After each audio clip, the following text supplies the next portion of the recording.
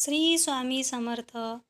घरामध्ये जर मृत्यू झाला असेल तर ह्या चुका करू नका.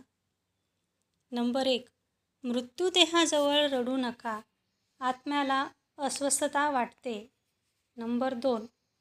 शरीर स्पर्श करताना पायाला स्पर्श करू नका. नंबर 3. मृत्यूनंतर ताबडतोब अंघोळ किंवा जेवण करणे टाळा. नंबर 4. मृत व्यक्तीचे कपडे किंवा वस्तू कुणाला देऊ नये. नंबर 5. 13 दिवस घरामध्ये मोठा सण किंवा कार्यक्रम करणे टाळावे. नंबर 6. त्या काळामध्ये भांडणे किंवा वादविवाद करणे टाळावे. नंबर 7. आत्म्याच्या शांतीसाठी दररोज नामस्मरण किंवा प्रार्थना करावी.